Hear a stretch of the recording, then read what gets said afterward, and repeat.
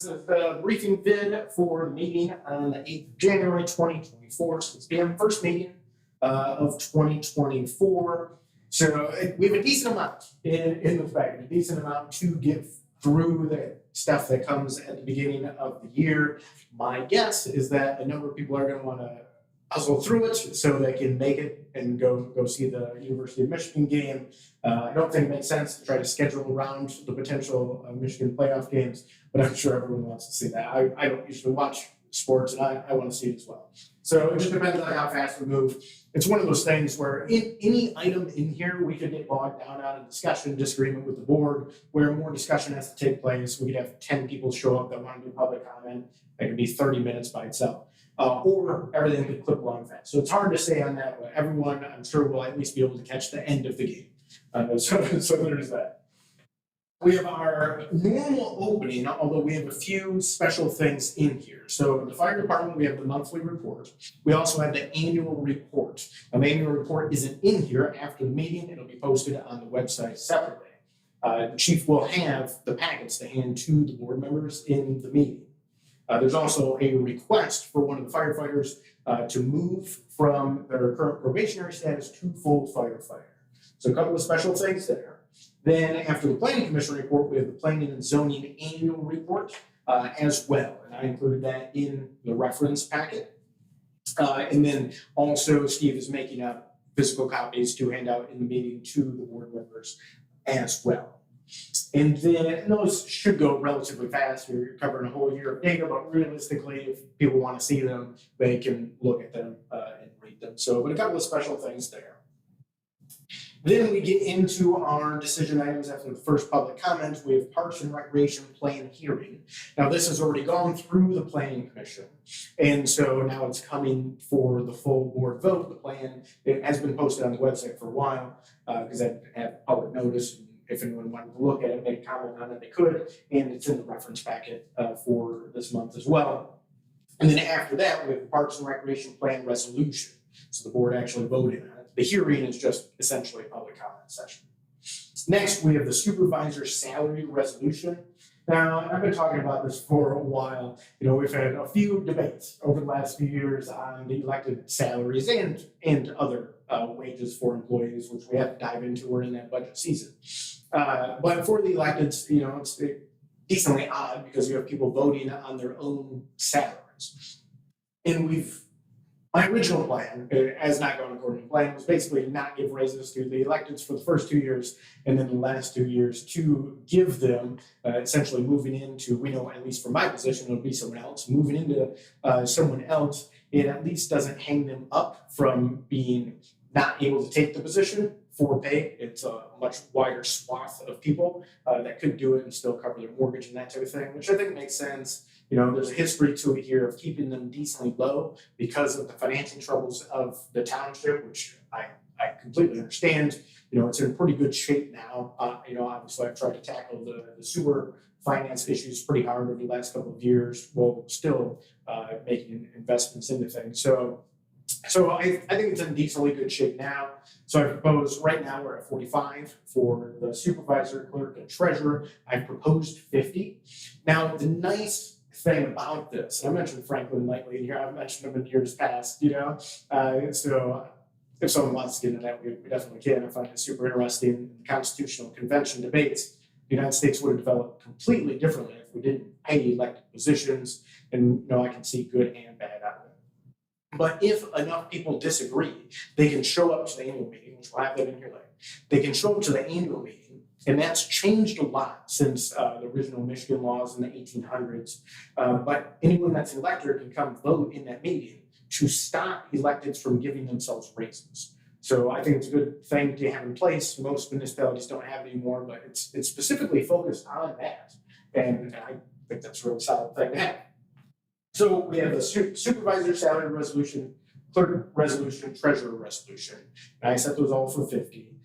You know, years ago, I don't know exactly when those salaries were brought into alignment to be the same. You could obviously make the debate to separate them, to have different amounts, but you're I think you're probably going to get the most agreement. You're never going to get full agreement or satisfaction or anything like that with a living organism, right? In general, much less a human, but a decent amount of agreement can probably be attained for keeping them the same. So that's where I've left them. And then trustees, I've left at $5,000.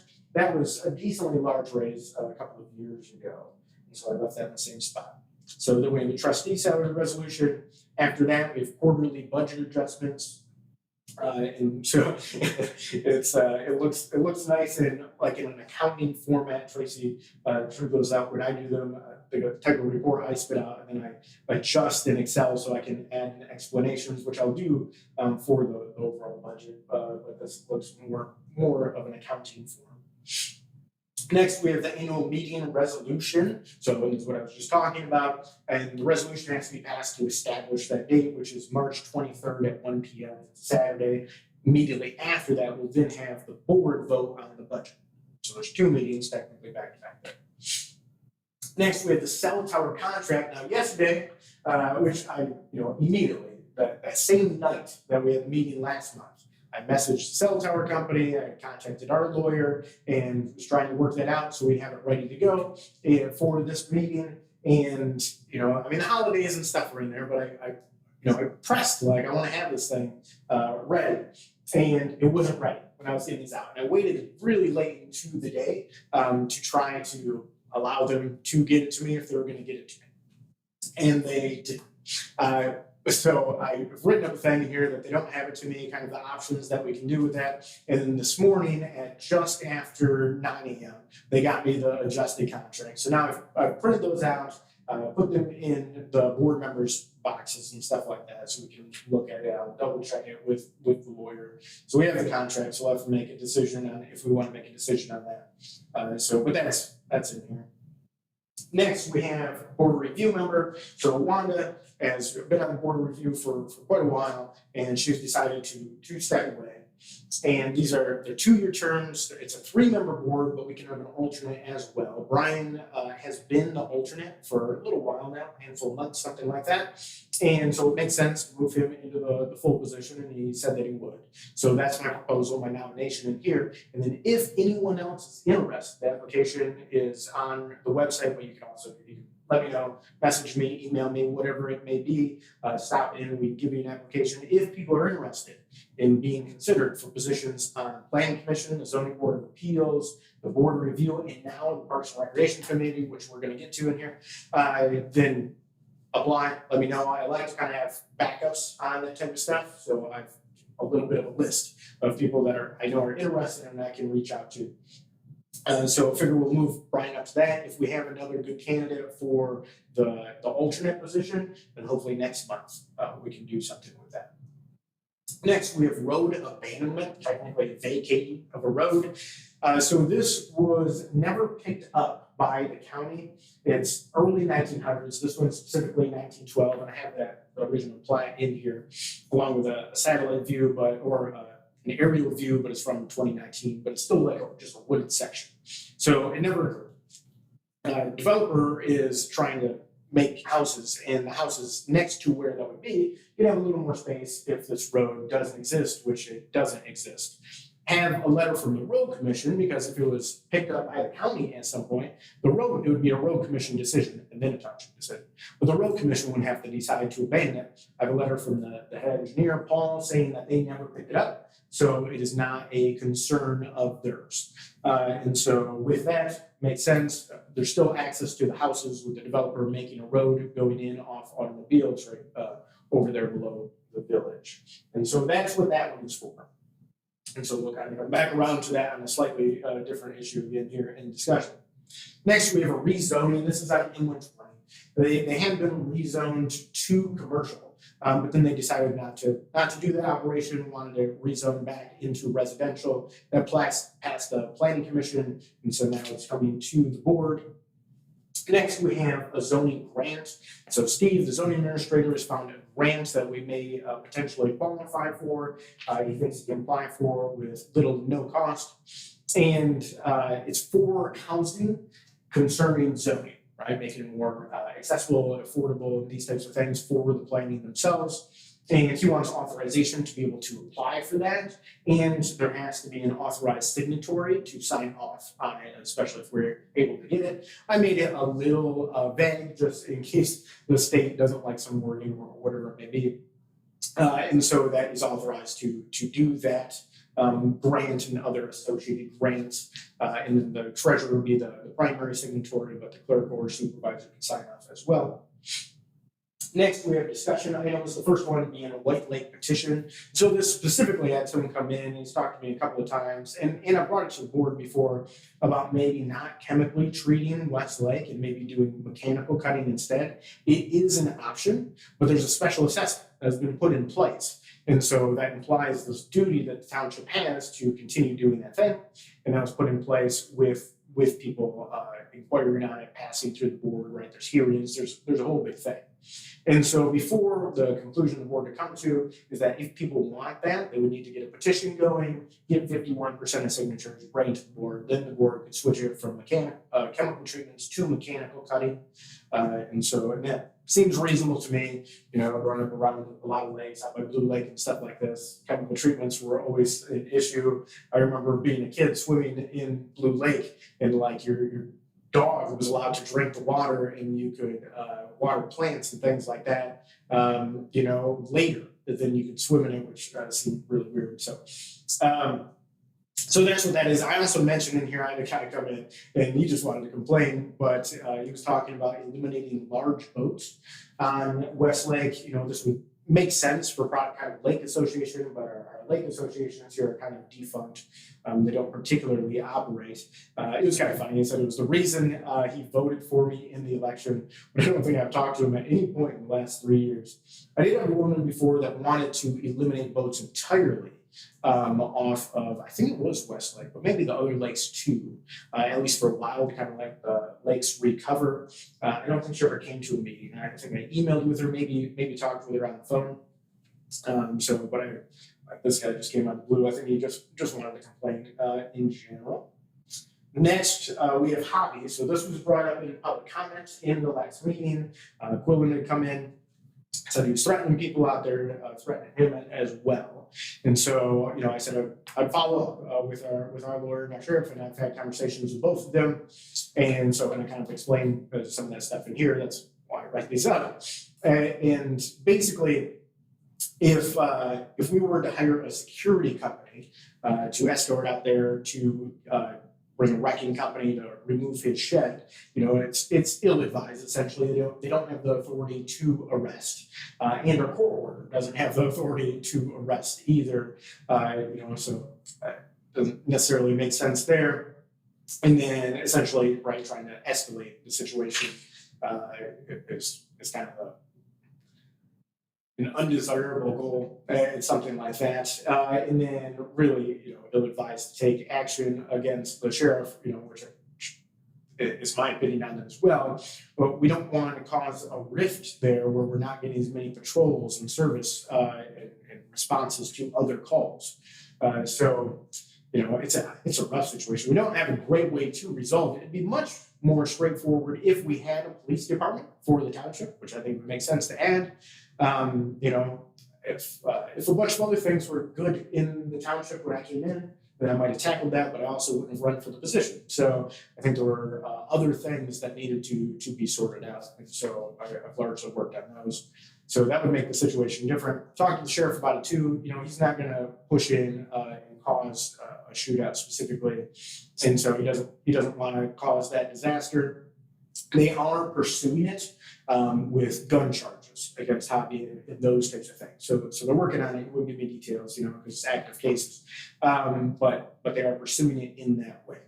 So that's essentially where it lies. And he said they haven't gotten any recent reports about these threats, right, that were mentioned in that public comment. And so I don't know if there's hesitation to actually report these things to the cops, but the cops want the reports so they can stack up this evidence and these issues. And so I've seen hesitancy like that before. Basically it means nothing can go anywhere. Next, we have the land sale policy. So this is specifically about housing development. And I'm meeting with someone from the Greater Muskegon Economic Development Corporation through the county on Monday morning about some of the financing and different things. But our zoning and our policies, they can affect a lot. So we've tried to ease that up to a large extent over the last few years in multiple different ways, right? Smaller square footages and things like this. And so I think that's good. We all know the housing market is very tight, right? So I mean, if you go this whole giant triangle of the West Coast, like Ludington to Grand Rapids to Holland, or even north and south of there as well, it's tight. The market's very high, hard to get a house. We have the housing study recently done by the county for Muskegon County, and I mean the basic conclusion is that if you're trying to buy or you're trying to rent, it's just hard to find a place, even if you have the money. And so it makes sense that to get some developers going.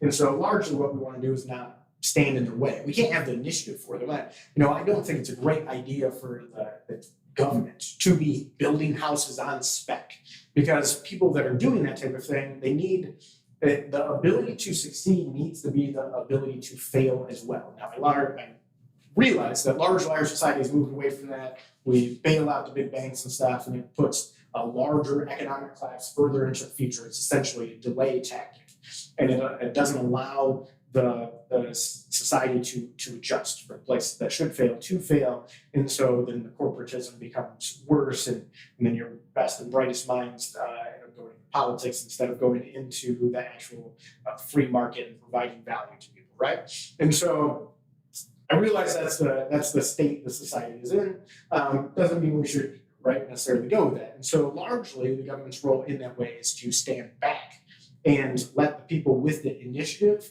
the private citizens with the initiative, do things. And so that's the basic idea here. We have a bunch of land, largely up around the village, right? There's a huge story in that. We've talked about it a bunch of times over the last 3 years. And so we can go into that more, but there's a bunch of land up there. And since I've been in, we've been selling off portions of land, largely small pieces that were connected to someone's piece that they already owned, or someone that wants to build a house, something like that. We've sold off some larger pieces as well. Now that helped out a lot because we were able to put $500,000 into the sewer fund, try to make up that $2 million gap, along with raising the rates by quite a bit, right? Makes a huge difference. And so sorting that helps for sure with finances. In other words, we just get problems with that land anyways. People go out there and dump or illegally camp or whatever it may be, right? Which also has to do a lot with the tightness of the housing market, because people, if you can't find a house at your price range, then you can always move down. Well, but now you have more money than someone that would be looking at that price range, so you can bid above asking price, which we've seen a lot over the last few years, and essentially works its all the way down and forces the people at the bottom of the housing market out of the market, and you end up with more homeless, or I hear they're pushing unhoused or unhomed people, but you end up with more homeless people. And so we're seeing that across the country, obviously, but also in this specific area. We're not as bad as the coast, luckily, right? We're not as bad as New York or California. But that is an important pressure on the market. And so houses built at any economic range ease that up. And so obviously a bunch of issues after 2008, a bunch of issues in the government lockdowns. And so that have really messed up that market. If, though, someone is buying a big piece and proposing that they develop it, so in this case, like residential housing units, right? You can make a good case, and Lebanon has, right? That developing all those houses, it eases up the market, makes housing more available, so that makes sense, helps the community, plus generates a bunch of tax revenue off property taxes into the future for the township, for providing services, right? So there's no obvious downside, obviously, no major downside. Otherwise, the land is just sitting there anyways.